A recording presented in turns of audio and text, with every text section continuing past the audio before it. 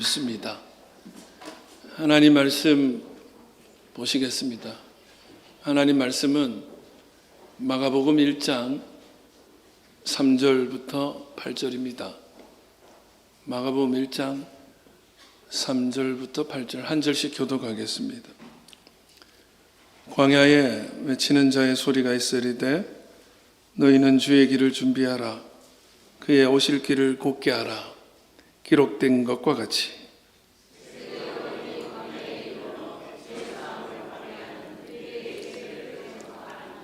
온 유대 지방과 예루살렘 사람이 다 나아가 자기 죄를 자복하고 요단강에서 그에게 세례를 받더라.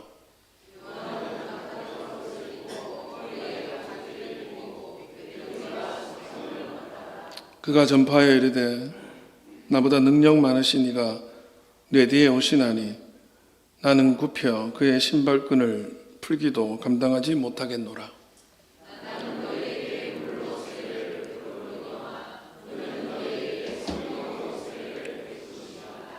아멘. 이 시간 이 말씀으로 주의 길을 준비하라, 주의 길을 준비하라 이런 제목으로 하나님 말씀 나누겠습니다. 대림절 둘째 주일입니다. 지난주에도 잠깐 언급했지만 대림절의 뜻을 헤아려 본다면 그리스도께서 오셨고 또 그리스도께서 지금 오시고 있고 또한 그리스도께서 오실 것이라는 기대를 가지고 예배하는 절기가 대림절, 대강절이 되겠습니다.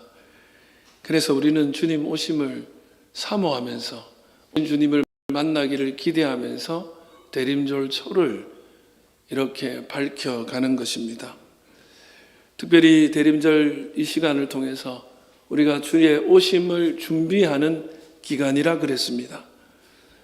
우리 교회도 2024년 전 오신 예수님, 그리고 이 자리에 지금 오신 예수님, 그리고 다시 오실 예수님을 아름답게 기다릴 수 있기를 주님의 이름으로 축원합니다. 오늘 주를 기다린 마음으로 예배하기를 바랍니다. 우리가 명절이 와도 준비를 하죠. 음식을 준비를 하고 지방 청소도 하고 정말 호들갑스러울 정도로 뭔가 많이 준비합니다. 무엇보다도 마음가짐을 준비하죠. 이런 것을 우리는 기다림의 의미라고 생각합니다. 뭔가 준비하면서 내 마음도 한번 돌아보고 우리 집안도 한번 청소해보는 그런 시간이죠. 근데 그냥 수동적으로 의미 없이 시간을 카운트다운하는 거, 며칠 남았네, 그것은 큰 의미가 없는 것 같습니다. 최고의 만남을 위한 준비, 최고의 시간을 위한 준비를 하면서 기다리는 것이 이게 능동적인 기다림이라고 할 수 있고, 그런 기다림이어야 우리의 기다림의 시간이, 우리의 이 한 시간 한 시간이 의미를 가지고 가치를 가지게 되는 것입니다. 저와 여러분이 이번 성탄절을 정말 아름답게 맞이할 수 있도록, 정말 최고의 성탄이 될 수 있도록 잘 준비된 마음으로, 잘 준비된 모습으로 기다릴 수 있기를 축복합니다. 오늘 우리가 읽은 본문 내용은 마태, 마가, 누가복음, 흔히 공관복음서라고 그러죠. 공관복음서에 공이 나오는 마가의 원자료에 해당하는, 다른 말로 하면 아주 중요하기 때문에 다른 복음서도 다 다루는 거예요. 그런 아주 중요한 메시지라고 할 수 있는데요. 오늘 3절에 광야에 외치는 자의 소리가 있어 이르되 너희는 주의 길을 준비하라. 그의 오실 길을 곧게 하라. 이렇게 세례 요한이 외치고 있는 거죠. 광야에 외치는 자의 소리가 되어서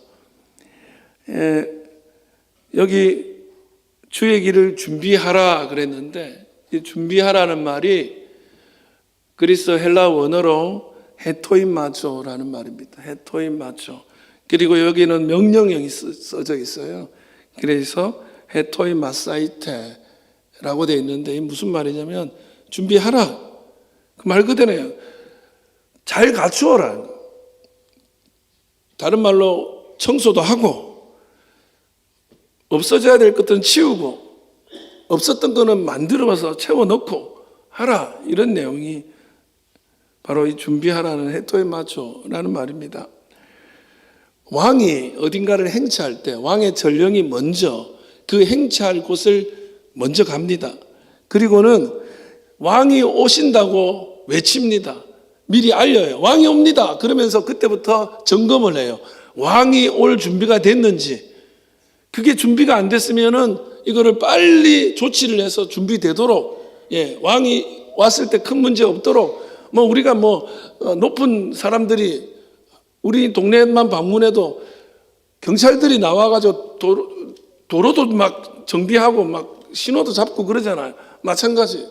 왕의 전령이 그런 일을 해. 준비가 됐는지를 확인하고 준비시키는 역할을 하는 게 왕의 전령이 하는 역할이죠. 목사가 하는 일이 뭐냐? 성도들이 오시는 왕 중의 왕 예수님을 온전히 잘 만날 수 있도록 준비시키는 거예요. 그리고 이 땅 가운데 교회의 역할이 뭐냐? 이 땅이 예수님을 잘 맞이할 수 있도록 준비시키는 거.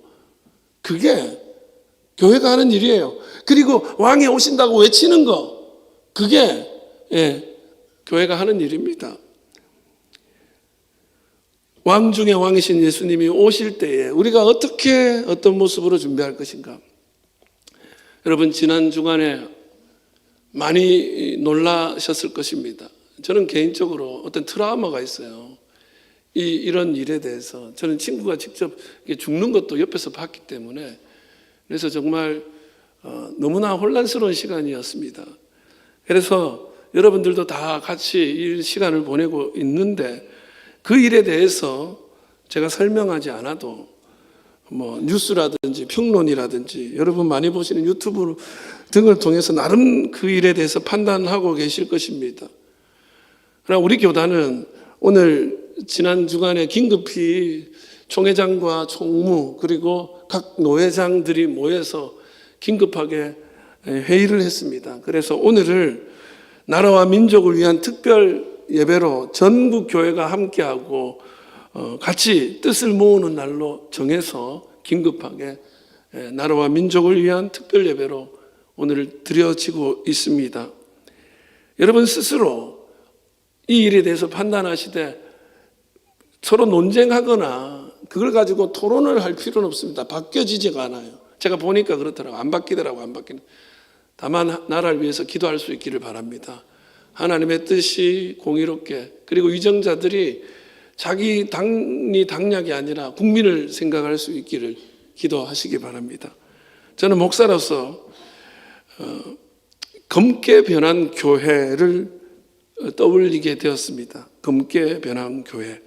검게 변한 교회는 모두 소름 끼친다라는 내용의 기사와 함께 18세기 영국 시인 윌리엄 블레이크가 런던이라는 시에서 그런 내용의 글을 씁니다. 당시 산업혁명으로 큰 호황을 거두고 있었고 엄청난 부가 막 모여들고 있었고 많은 사람들, 그리고 특별히 소수의 부유층은 엄청나게 큰 부를 영위하고 있었습니다. 그러나 그 산업혁명 이면에 우울함과 비극이 있음을 이 런던이라는 시에서 고발을 합니다. 당시 런던은 산업혁명으로 말미암아 엄청나게 큰 도시의 변혁을 경험하고 있었는데요. 그때 산업혁명의 상징이었던 굴뚝이 런던의 상징이었습니다. 온 나라가 굴뚝으로 가득했습니다. 그리고 그 굴뚝에서 뿜어내는 연기, 매연이 나라를 도시를 완전히 덮고 있었고, 여러분 잘 아시다시피 런던은 스모그가 지금도 유명한데 이때부터 일어난 일이에요. 엄청난 굴뚝에서 연기가 뿜어져 있었고 그 검은 연기들이 하늘을 뒤덮고 도시를 뒤엎었습니다. 그 도시마다 집들이 다 시커매지는 거예요. 그래서 이 굴뚝을 청소를 하기를 원하는데 굴뚝 청소를 어떻게 했냐? 체구가 작은 어린아이들을 이용해서 이 굴뚝 청소에 아이들이 적합하다 그래서 아이들 적게는 4살, 5살짜리 아이들을 굴뚝 청소부로 매매를 합니다. 팔고 삽니다. 강제로 일을 시킵니다. 너무나 위험한 일이었고 비위생적인 일이었고 그런 어려운 환경에서 아이들이 일했기 때문에 종종 이 아이들이 굴뚝에 갇혀가지고 질식사를 하기도 하고 오랫동안 그 장시간 노동을 하고 그름에 노출되다 보니까 심각한 건강 문제가 있는 거예요. 그리고 심지어는 아이가 막혀가지고 나오지를 못해가지고 살아있는데 죽어가는 걸 사람들이 어떻게 하지를 못하고 꺼내지도 못하는 일이 비일비재했습니다. 그러나 이게 돈이 되기 때문에 그런 일이 있든 말든 아이들을 그 일에 내모는 거죠. 근데 당시 영국 교회가 고아와 빈민을 책임질 수 있도록 돌보는 책임을 가지게 국가가 지원을 했고 그 책임을 교회가 지고 있었습니다. 그런데 이 교회가 실제로는 아이들을 책임진 게 아니라 이들을 보호하기보다는 이 굴뚝시장으로 내모는 거예요. 아이들을 공공연히 굴뚝 청소부로 팔아먹는 거예요. 교회가 묵인하기도 하고 그 일에 동조를 하기도 했습니다. 그래서 블레이크라는 시인은 교회를 향하여 검게 변한 교회라는 표현을 사용했습니다. 그 아이들의 고통에 무관심하거나 오히려 착취하고 더 그 일을 부추겼던 교회를 벽이 검정색이 아니라 교회가 검은 교회다. 이런 교회는 사람을 흑암으로 몰고 가는 교회다 라고 생각하면서 그는 그런 말을 합니다. 당시의 교회들이 사람들이 하도 항의를 하니까 뭐라고 항변을 했냐면 이 아이들의 고난과 노동은 천국에서 보상받게 된다 이런 식으로 정말 말 같지도 않은 그런 이야기를 하는 바람에 더 시민들의 항의가 커졌고 교회 벽은 아무리 청소를 해도 시민들이 흑채를 뿌리는 거예요. 계속 시커매지는 거예요. 그래서 이때 블레이크가 그런 얘기를 합니다. 아이들의 고통으로 만들어진 천국이라고. 그게 천국이냐고. 애들을 죽여가면서 만들어지는 게 천국이면 그게 천국이냐고. 종교의 위선, 사회 부조리를 강력하게 비판하면서 그가 지은 시의 한 구절이 그렇습니다. 아이들의 울부짖음, 그 울음이 검어진 교회에 얼마나 경악을 가져다 주었을까. 그러니까 아이들이 울면 교회가 제일 놀란다는 거예요. 자기들이 한 일이 있어서. 그만큼 당시에 교회들은, 영국 교회들은 수많은 이들에게 소망을 주기보다는 일어나는 일에 외면하기도 하고 오히려 그것을 더 부추겼던 그런 교회의 모습이었습니다. 오늘 우리나라에는 그런 매연을 뿜어내는 굴뚝들을 찾아볼 수 없지요. 오히려 굴뚝을 보면 목욕탕 굴뚝 같은 게 보이면 옛날 생각이 나서 참 이렇게 낭만적이기도 하고 그래요. 그러나 지금 한국 교회가 이 일어나고 있는 현실에 대해서 외면한 일이 한두 번 아니죠. 사실 반복되는 산업재해라든지 사건, 사고들, 사회적 비극을 우리가 접하게 됩니다. 그리고 비정규직 노동자들이 얼마나 불합리한 그런 상황에 놓여 있는지도 우리가 알게 됩니다. 그리고 하청업체 직원들이 원청에게 어떤 대접을 받게 되는지도 우리는 듣고 있습니다. 외국인 노동자들이 굴뚝 청소부는 아니지만 그와 비슷한 환경에 놓여 있다가 죽음을 당하는 일도 비일비재함을 우리는 뉴스로 듣고는 그렇게 알고 있습니다. 그러나 교회에서 이런 문제를 얘기를 하면 정치적이네, 진보적이네 이러면서 입을 막죠. 특별히 교회가 입을 열 때는 언제냐? 자기들이 무슨 문제를 불이익을 받겠다 싶으면 그때 입을 열기 시작합니다. 힘을 모아가지고 막 저항하려고 합니다. 그러나 실제로 소외된 사람들이라든지 어려움 당한 사람들의 고난에는 눈을 감을 때가 많습니다. 선교 역사 140년밖에 안 된 한국 교회가 2000년이 넘은 영국 교회보다 더 검은 교회가 되는 듯해서 때로는 소름이 끼칠 때도 있습니다. 이 상황에서 오늘 이 시대에 우리가 겪고 있는 이 사회적 변혁의 순간에 교회가 어떻게 해야 검은 교회 소리를 듣지 않고 사람들에게 검정색 연탄재를 뒤집어 쓰지 않을 수 있을까? 과연 우리가 예수님 오심을 이들에게 알릴 때 이들이 우리의 소리를 들을 것인가? 어떻게 해야 그의 오심의 소식을 들리게 할 것인가? 그리고 우리는 그 상황에서 주의 오심을 어떻게 예비하고 준비할 것인가? 한국교회는 어떻게 해야 검은 교회가 되지 않을 것인가를 이 시간 나누려고 합니다. 그 첫 번째는 외치는 자의 소리가 되어야 할 것입니다. 교회는, 목사는, 성도는 외치는 자의 소리, 광야의 그 소리가 되어야 될 줄로 믿습니다. 3절 보십시다. 같이요, 시작. 광야에 외치는 자의 소리가 있어 이르되 너희는 주의 길을 준비하라. 그의 오실 길을 곧게 하라. 광야에 외치는 자의 소리가 있다고 했죠. 이 광야에 외치는 자의 소리가 있는데 이게 누굽니까? 세례 요한이에요. 세례 요한이 하는 일이 뭡니까? 광야에서 주의 오심을 준비시키는 외치는 소리였던 거예요. 주님이 오신다고. 아무도 외치지 않은 그때에 세례 요한이 외쳤던 거예요. 목사가 그 일을 하는 거예요. 우리 왜 십자가 세우는 거예요? 예수님 오십니다. 구원이 여기 있습니다. 이 외치는 소리예요. 근데 이 말씀은 실은 이사야 40장 3절의 말씀을 그대로 인용한 겁니다. 읽어볼까요? 외치는 자의 소리여 이르되 너희는 광야에서 여호와의 길을 예비하라.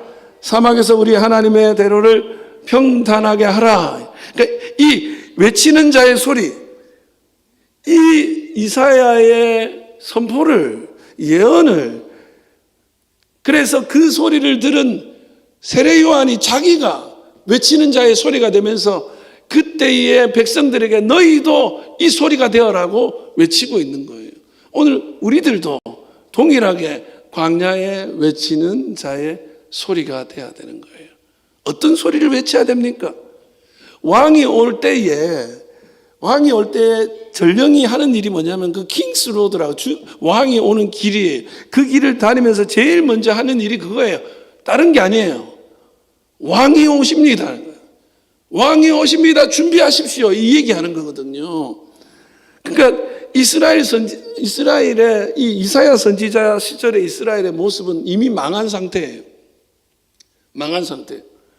근데 이 망한 상태인 이스라엘에게 이사야 선지자가 외치는 소리가 된 거예요.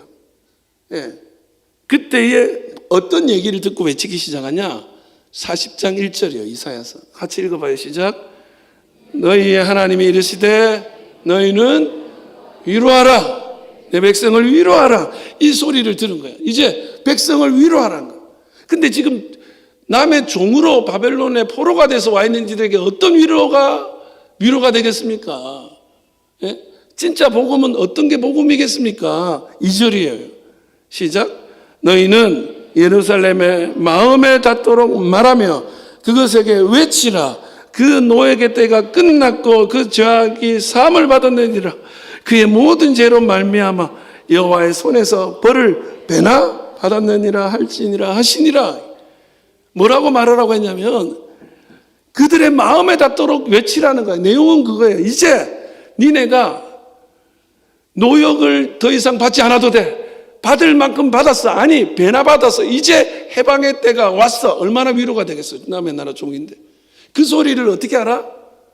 마음에 닿도록 외치라. 이거예요. 난 이게 핵심이라고 봐요. 그 사이에 우리가 좋은 일이 있을 거예요. 이런 얘기 얼마나 많이 했겠어요. 그런데 마음에 안 들어오는 거예요. 그냥 입에 발린 소리야. 근데 마음에 닿도록.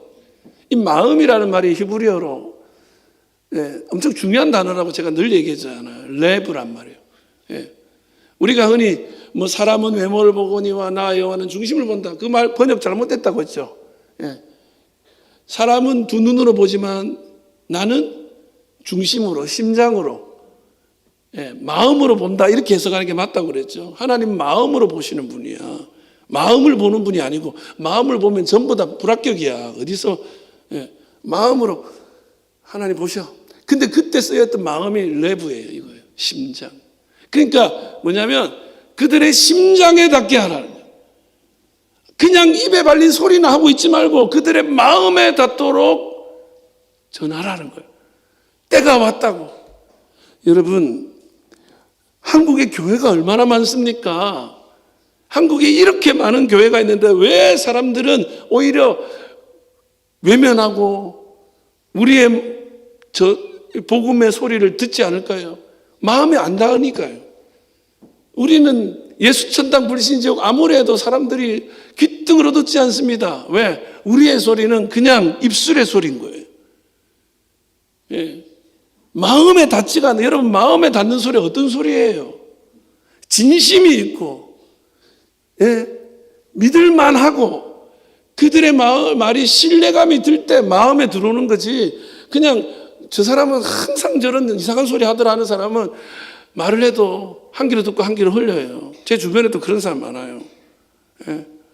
그냥 쓸데없는 얘기 계속해. 그러면 그 사람이 무슨 얘기를 해도 그냥 안 들어요. 근데 그 소음에 지나지 않는 소리만 해대는 게 아니라 마음에 들어오는 거예요. 여러분, 이 시대가 얼마나 위로가 필요한 시대입니까? 근데 하나님 내 백성을 위로하라는 거예요. 여러분, 이 시대의 위로는 어디 있겠습니까? 이 나라의 백성들이 어떻게 위로를 받을 수 있겠습니까? 이스라엘의 백성들의 위로는 우리가 이제 해방된다. 그게 위로라면 지금 우리에게 뭐가 위로겠습니까? 저는 진짜 주님이 위로입니다. 진짜 예수님이 위로이십니다. 근데 그 소리가 마음에 닿아야 되는데 왜 안 닿을까요? 여러분, 지금 보십시오. 길을 아무리 막아도 들려오는 근심과 걱정의 소리는 가득합니다. 여러분, 걱정의 소리, 근심의 소리는요, 생각 안 하려고 해도 마음에 확 들어와 버려요. 그거는 그냥 들어와가 잠을 못 자게 되는 거예요. 저는 이번 주간에 거의 잠을 못 잤습니다. 극동방송 방송하러 갔다 그냥 돌아왔습니다. 마음이 지금 너무 불편한 거예요. 이게 너무 걱정되고 염려되고 막 그런 거예요. 옛날 생각이 막 나는 거예요. 근데 우리의 소리는 마음에 안 닿아. 그러니 위로가 안 되는 거예요. 여러분, 검은 교회가 하는 말은 듣지를 않습니다. 검은 교회가 하는 말은 위로가 안 됩니다. 그러니 교회가 무슨 얘기를 하든지 듣지를 않고 오히려 지탄을 받는 겁니다. 한국 교회는 지금 또 다른 모습의 검은 교회일지도 모릅니다. 자기들의 부피만 키우려고. 그게 비만이 그게 건강한 게 아닌데 정말 이 사회와 이 민족의 이 백성들에게 위로를 전할 수 있는 소리, 외치는 광야에 외치는 소리, 저는 저와 여러분이 되기를 주의 이름으로 축원합니다. 그들의 심장 속에 참 위로가 들어가는 것, 참 위로. 그래서 한국 기독교 장로회 우리 교단 오늘 나라와 민족을 위한 예배를 드리는 것이기도 하고, 이번 주 목요일 날 전국의 목사님들과 장로님들, 노회원들이 국회 앞에서 나라를 위한 예배를 드리기로 했어요. 제가 원래 세미나를 가야 되는데 거기를 노회장이라 가야 됩니다. 왜 가겠습니까? 나라가 걱정된다고, 우리가 나라를 위해서 기도한다고 거기서 하나님 앞에 뿐만 아니라 이 국민 앞에도 또 한국 교회를 보여주는 겁니다. 그래야 우리 아픔을 같이 하는구나. 그래야 마음에 닿는 거예요. 저는 우리가 그냥 정보 제공 차원의 교회가 아니라 여기 예수님이 있는데요 정보가 아니라 마음에 닿을 수 있는 말을 하는 교회가 될 수 있도록 우리에게 있는 검은 재들을 씻어내고 새로운 모습으로 거듭날 수 있기를 주의 이름으로 축원합니다. 두 번째는 마음과 생각을 돌이키고 가꾸어야 될 것입니다. 한마디로 회개가 필요합니다. 회개. 주의 오심을 기다리는 자들은 그 마음과 생각과 태도를 완전히 바꿀 수 있어야 됩니다. 광야 3절을 다시 읽어보겠습니다. 광야에 외치는 자의 소리가 있으리되 너희는 주의 길을 준비하라. 그의 오실 길을 그 다음에 뭐죠? 곧게 하라. 여기 곧게 하라는 말이 헬라어로 유디스거든요. 유디스란 말은 말 그대로 평평하게 하다는 거예요. 바르게. 그러니까 평탄 작업을 하라. 여러분. 근데 이 유디스가 어떤 뜻이 있냐면 즉시라는 뜻이 있어요. 즉시 도달하도록 만들어. 예를 들면 이런 거예요. 여러분, 제가 컴퓨터를 조금 잘 아는 편이에요. 예. 근데 요즘에 여러분 집에 다 있는 게 인터넷이 있잖아요. 근데 인터넷이 속도가 느려질 때 있죠. 왜 이렇게 요즘에 속도가 느려졌지? 이것들이 속도를 줄였나? 업체 욕을 막 하기도 하지만 실은 집에서 그 랜선이 어디 꼬여 있어요. 그러면 느려져요. 옛날 많이 틀린 게 하나도 없어요. 그거 가가지고 이렇게 딱 이렇게 그냥 쪽바로 펴보세요. 그러면요, 그냥 돼요. 그 컴퓨터 아무것도 아닙니다. 잘 안 되면 몇 대 때리면 되고요. 이것도 속도가 느려지면 쭉쭉쭉 펴면 돼. 그 있잖아요. 우리 호수 있잖아요. 호수가 이렇게 나오다가 물이 안 나오면 어디 꼬여 있는 거죠. 그거 꼬인 거 딱 풀어놓으면 물이 펑 하고 나오잖아요. 그게 유디스예요. 꼬이고 접히고 문제 생긴 데를 해결하는 거, 바르게 하는 거. 그래서 유디스라는 말은 굳게 한다는 말도 되지만 문제를 해결하는 거예요. 근데 문제가 그렇게 내가 생각했던 그런 대단한 문제들이 아닐 때가 많아요. 그냥 어디가 꼬여 있어, 어디가 접혀 있어, 그런 거죠. 사실 이번 전국에 하도 뉴스가 많으니까 이슈가 그렇게 안 된 뉴스가 하나 있는데 그게 뭐냐면 원래 미국의 국방장관이 우리나라에 오기로 한 거예요. 그래서 오기로 했는데 이 일이 일어나는 바람에 우리나라에 오는 걸 취소해버렸어요. 그리고는 일본을 바로 가버렸어요. 우리나라를 패스하고. 그래서 코리아 패싱 어쩌고 저쩌고 뉴스가 있는 거예요. 그래서 그래 가버렸어. 저는 그걸 당연하게 생각합니다. 여러분 보세요. 문제가 있으면 왕이 우리 마을에 오려고 하는데 이 마을에 문제가 있어. 뭔 일이 생길지 몰라. 그럼 안 오는 거예요. 그래서 문제를 해결해야 왕은 오는 거예요. 여러분 우리가 주를 만나고 주를 영접하고 주의 은혜 아래 있기를 원하면 내 안에 있는 문제를 해결해야 돼요. 우리나라도 마찬가지예요. 나라의 문제가 해결돼야 돼요. 그래서 이번 성탄을 그냥 맞이하면 안 돼. 해결되도록 여러분 기도하시기 바랍니다. 기도하시고 평화적으로 하나님이 뜻 안에서 잘 해결될 수 있도록 기도하셔야 돼요. 그게 막 고무 호수가 꼬여가지고 있는 채로 그냥 근데 그 꼬인 것만 풀면 되는데 그게 안 풀리는 거예요. 기도하시기 바랍니다. 뿐만 아니라 여기 오실 주의 길을 준비하라 할 때 그건 내 마음을 준비하는 거예요. 내 마음의 길. 예? 여러분 마음이 꼬여 있으면요 아무것도 안 들어와요. 마음에 문제가 생기면요 마음이 구부러지고 꼬여 있고 이러면요 아무리 좋은 소식이 들려도 내 귀에는 안 들어오는 법이에요. 예, 그렇지 않던가요? 제가 이번에 이런저런 일 때문에 너무 마음이 아프니까 어제 주보를 이렇게 토요일 날마다 주보를 정리하는데 뭐 광고도 많고 막 그래가지고 제가 늘 보거든요. 근데 이게 글을 읽는데 무슨 내용인지 아예 안 들어오더라고요. 하나도 안 들어와요. 그래서 오늘 다 물어봤어요. 이거 주보에 나갔냐고 계속. 다 나갔더라고. 내가 분명히 봤는데 마음이 복잡하니까 안 되는 거예요.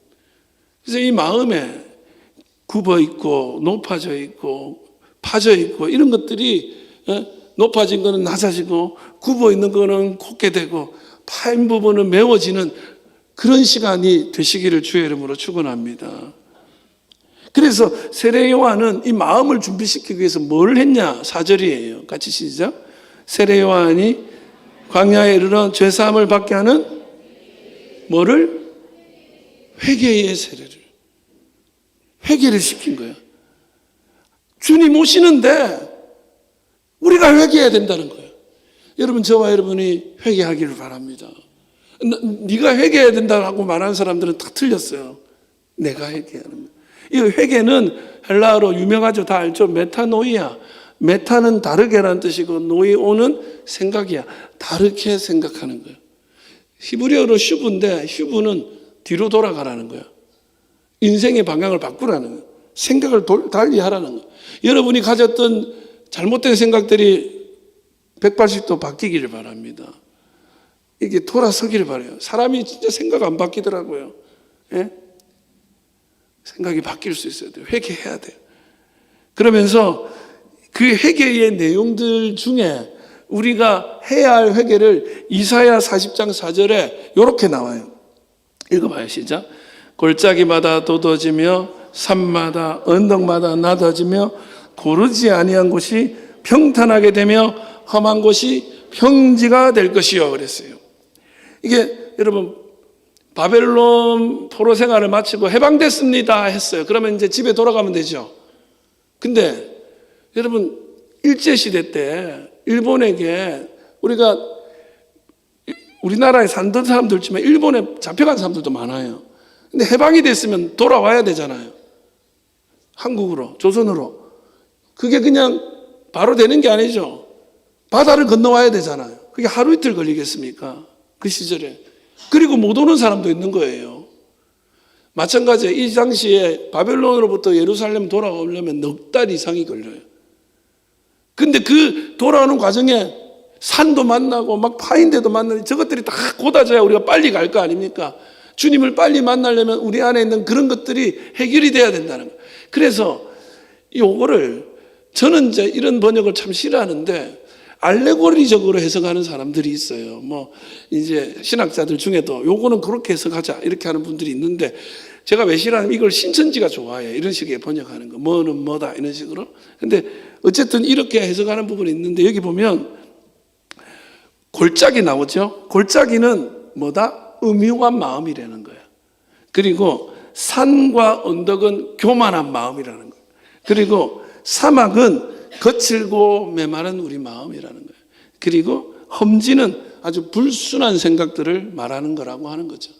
그러니까 이거를 한마디로 바꾸면 내 안에 있는 꼬여있고 불순하고 교만하고 어떤 때는 막 이상한 생각하는 그것들이 다 고다져서 겸손함으로 하나님 앞에 성별함으로 구별됨으로 변화되기를 원해야 된다는 거예요. 그게 회개라는 거예요.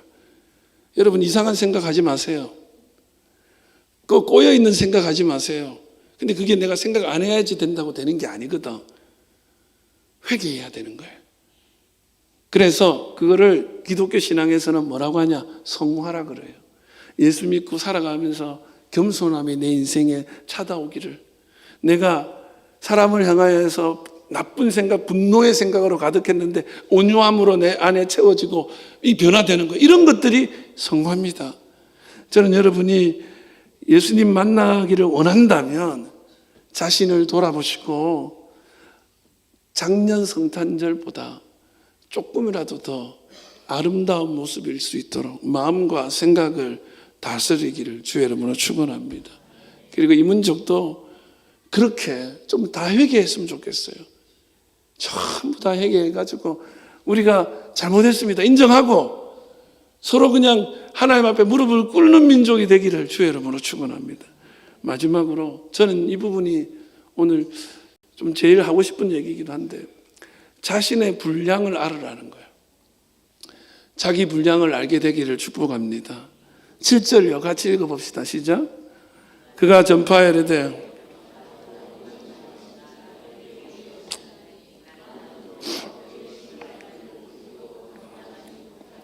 세례 요한이 나보다 능력 많은 분이 오는데 그분의 신발끈도 나는 풀 수 없다.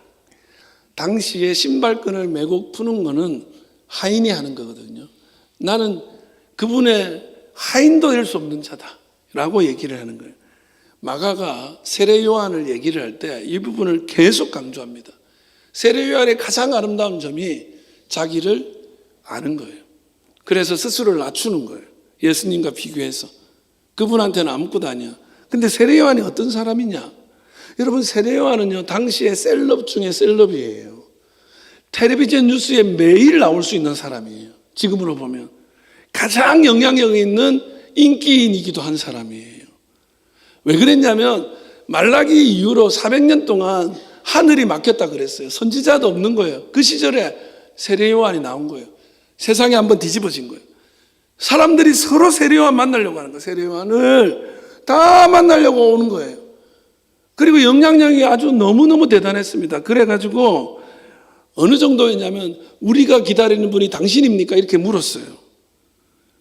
예수 믿는 분들 중에도 처음에는 세례요한을 믿었던 사람들이 많을 정도로 세례요한은 셀럽이었고 유명인이었고 영향이 있는 사람이었어요. 그런데 그렇게 영향력을 가지면 사람이 어떻게 되는 줄 아세요? 자기가 그 자리에 서려고 하는 거예요.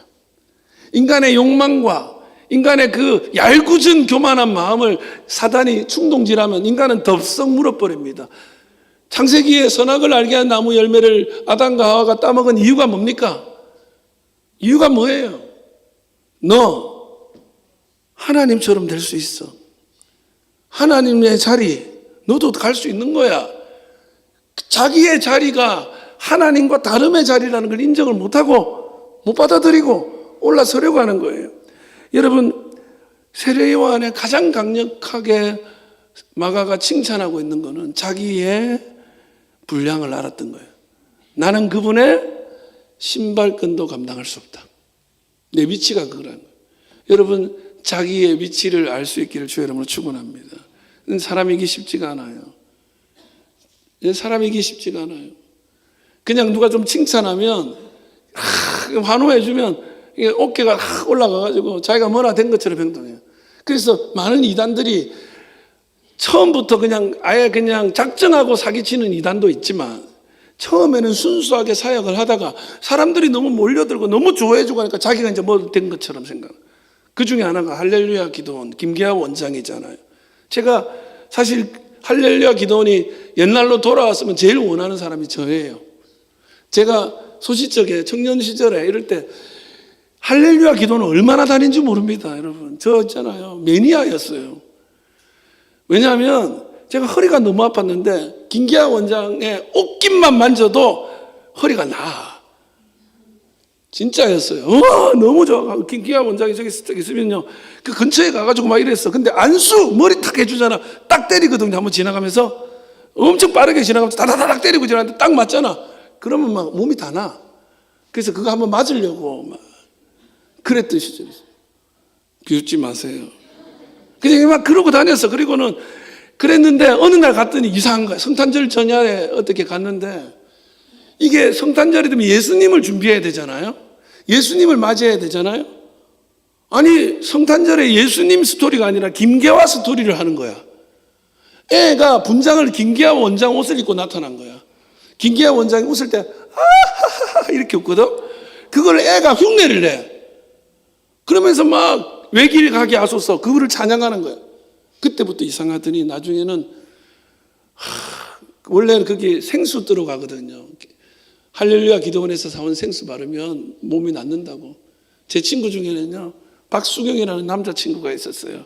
그분의 별명이 황무지의 장미꽃같이 피는 것을 볼 때에 여드름이 너무 피는 거야. 근데 맨날 친구가 수경이 오면 황무지의 장미꽃같이 이런 걸 불러줬어. 근데 이렇게 피는데 엄마가 원사님이시거든요. 할렐루야 기도원에서 그 생수를 또 온 거야. 수경아 아침마다 기도하고 이걸 바르라. 그럼 된다니까. 수경이가 엄마는 말도 안 되는 소리를 하고 있네. 이런 거 바른다고 나 말이 돼. 어느 날 수경이가 깨끗해져서 온 거예요. 말은 그래놓고 아침마다 이걸 이렇게 나은 거야. 그러니까 그때는 그랬다고. 근데 이거를 나중에는 어떻게 하냐면 아무 수돗물이나 자기가 기도해주면 된다는 거야. 자기가 해주면 다 된다는 거예요. 그러면서 이단이 되기 시작하는 거예요. 왜냐하면 자기의 분량을 넘어서는 거예요. 자기가 한 게 아니고 하나님이 한 거잖아. 근데 내가 하면 된대. 그래서 수돗물도 변한대. 예. 저도 요즘에 제가 이렇게 우리 때의 목회자들을 교회들이 많이 찾거든요. 그 저한테 이렇게 어떤 제의들이 많이 와요. 그럼 저는 그거는 더 훌륭한 목사님, 저 박사학위 받고 저 외국에 갔다 그런 분 다 거절하는 거예요. 제 수준을 알기 때문에. 그리고 노회에서도 활동을 하다 보니까 총회에서 어떤 제의들이 들어오고 뭐 회장 그거 다 거절하는 거예요. 내 수준이 안 맞다. 자기의 분량이 아닌 거를 감히 했다가 탈납니다. 나만 탈나는 게 아니라 사람들도 힘들어져요. 근데 우리들은요, 조금만 이렇게 하면 다 하려고 하는 거야. 내가 할 수 있지 뭐. 네? 아니, 이 나라의 지도자들도 자기가 할 일과 하지 않을 일을 다 알아야 돼요. 여러분, 저는 여러분과 제가 오시는 주님을 제대로 준비하기 위해서 다른 거 아니에요. 교만함에서 벗어나서 자기 분량을 알게 되기를 주의 이름으로 축원합니다. 하나 더 얘기할게요. 어차피 뭐 내 얘기 좀 했으니까. 제가 어렸을 적에 교회를 우리 가족 중에 저 혼자 다녔어요. 근데 성탄절쯤 되면은 늘 그 하이라이트 프로그램이 있어. 성탄 발표할 때. 그게 뭐냐면 초등부 4, 5, 6학년의 뮤지컬이에요. 너무 그 뮤지컬이 하고 싶은 거야. 근데 아무나 안 시켜줘. 나를 안 시켜줘요. 예. 근데 내가 이렇게 생각했어요. 우리 어머니 아버지가 교회를 안 다니니까 나 차별받는다는 생각인 거야. 여러분 중에 그런 사람 있어요. 자기 안 시키면 목사님 표정도 이상해지고 에이 그치. 난 그랬어. 그래서 어느 날 따졌어. 뭐가 되고 싶냐면 동방박사 1, 2, 3 중에 하나가 되고 싶은 거야. 꼭 시키면 뭘 시키냐면 사실은 아기 예수를 시키는 거야. 아기 예수 대단하잖아요. 대사가 한마디가 없어. 그냥 누워있어. 그냥 누워있는 거야. 계속. 근데 그거를 자꾸 그거 하려면 하고 하지 말해. 그래서 선생님한테 얘기를 했어. 아직도 기억나요, 그 선생님이. 그 선생님한테 왜 저를 안 시켜주시냐고. 저도 그 동방박사 3이나 하다못해 중간중간에 그 말하는 낙타가 있거든. 낙타가 하다가 낙타가 말을 해. 낙타라도 뭐 안 시켜주는 거야. 그래서 나보고 그래. 노래 불러보래. 오디션이요. 그 소리 듣자마자 알아들었어요. 안 되는구나. 내가 하면 안 되는 거였어요. 예, 할 사람이 하는 거야. 우리는요, 뭐가 좀 내 마음대로 안 되면 참 엄마가 울평하고 이러는데 실은 다 이유가 있는 거예요. 근데 하나님이 왜 나한테 1달란트요? 저 5달란트 주면서 이건 아닌 거예요. 자기 분량을 알아야 돼. 그럴 때 사회가 자기 역할을 다 잘 감당할 때 하나님 영광 받으시는 거예요. 말씀 마치려고 합니다. 제가 성탄을 준비한 이 대림절 기간에 정말 너무너무 가슴 아픈 소식을 들었기 때문에 여러분은 아실 거예요. 제가 14년, 15년째 있으면서 정치 얘기 한마디도 안 합니다. 그거는 뭐 이래도 되고 저래도 되는 거기 때문에. 근데 지금 우리나라에 일어나고 있는 일은 이러든지 저러든지 우리 모두에게 영향이 있는 일이에요. 그래서 한국 교회가 이 문제에 침묵할 수는 없는 노릇이고, 그래서 우리 교단은 이런 특별 예배를 크다고 생각하거든요. 통합측 교회랑 우리 교단 교회가 오늘 이렇게 합니다. 그리고 여러분 기억하세요. 교회가 역사와 따로 떨어져 있지 않아서 언제나 역사 한가운데 있었어요. 특별히 이 문제는 외면할 일이 아니에요. 여러분이 기도하셔야 돼요. 깨어서 하나님의 뜻이 이루어지도록 늘 깨어 있어야 돼요. 이번 대림절 주님 오심을 기다릴 이때에 이 한국 사회와 우리의 심령이 정말 주님 보시기에 잘 준비될 수 있도록, 그래서 이번 성탄은 다 함께 정말 평화롭게 찬송하고 예배할 수 있도록 기도하시며 준비된 마음으로 나아갈 수 있기를 주의